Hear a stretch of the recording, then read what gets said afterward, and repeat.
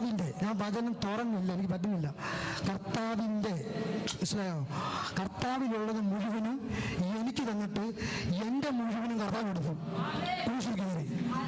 അതോ ചിന്തിച്ചു, ആ സ്നേഹം ചിന്തിച്ചു. അങ്ങനെ ചിന്തിക്കുമ്പോൾ ആ സ്നേഹത്തെ പറ്റി ഓർക്കുമ്പോൾ കണ്ണു നിറയത്തുള്ളൂ.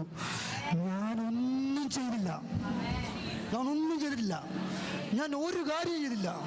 പക്ഷെ അവനെല്ലാം എടുത്തുകൊണ്ട് പോയി. എന്നിട്ട് അവൻ്റെ മുഴുവനും എൻ്റെ അകത്ത് എന്ത് ചെയ്യുമോ? ഈ സ്നേഹം കണ്ടിട്ട് അങ്ങനെ ആരാധിക്കാതിരിക്കുന്നത്, ഈ സ്നേഹം കണ്ടിട്ട് അവൻ്റെ പ്രശംസ കൊതിക്കാതിരിക്കുന്നത്, ഈ സ്നേഹം കണ്ടിട്ട് അവൻ്റെ സാന്നിധ്യം കൊതിക്കാതെ നീ കരയാതെ, ഈ സ്നേഹം കണ്ടിട്ട് നിന്റെ പ്രസിദ്ധ നീ നോക്കാതെ, ഈ സ്നേഹം കണ്ടിട്ട് നിന്റെ പ്രതികൂലത്തെ നീ നോക്കാതെ, ഈ സ്നേഹം കണ്ടിട്ട് അവനെ നീ മഹത്വപ്പെടുത്തോ.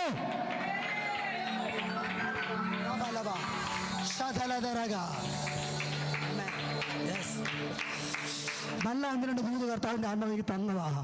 പക്ഷെ ഇപ്പോൾ എന്ത് പറയുന്നു അതേ ഞാൻ പറയത്തുള്ളൂ. അത് എന്താണെങ്കിലും ഞാനത് പരിശുദ്ധാത്മാവ് ഞാൻ വിട്ടുകൊടുക്കത്തുള്ളൂ. അതിന് വിമർശനം ഉണ്ടായാലും കുഴപ്പമില്ല, കൈയടിച്ചാലും കുഴപ്പമില്ല, ഇനി പരാതി പറഞ്ഞാലും കുഴപ്പമില്ല, പിരിവിടുത്താലും കുഴപ്പമില്ല. ഞാൻ ആത്മാവിനെ തൃപ്തിപ്പെടുത്താൻ വന്നവനാ. ആമേൻ. പരിശുദ്ധാത്മാവിനെ തൃപ്തിപ്പെടുത്താൻ വന്നവനാ. സ്തേഫാനോസിന്റെ പ്രസംഗത്തിന്റെ അകത്ത് കയ്യടിയില്ലായിരുന്നു.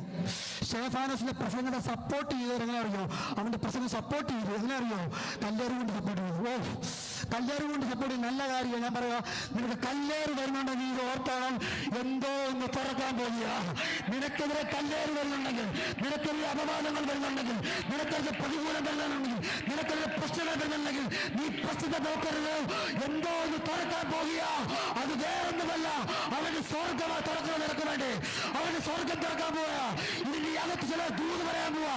സ്വർഗം തുറക്കുന്ന നിലവാരത്തിൽ നിന്റെ ലൈഫിനകത്ത് ദൈവത്തിന്റെ പ്രവൃത്തി വെളിപ്പെട്ട് വരുമെന്ന് പറഞ്ഞാൽ വിശ്വസിക്കുന്ന ശക്തിയോടെ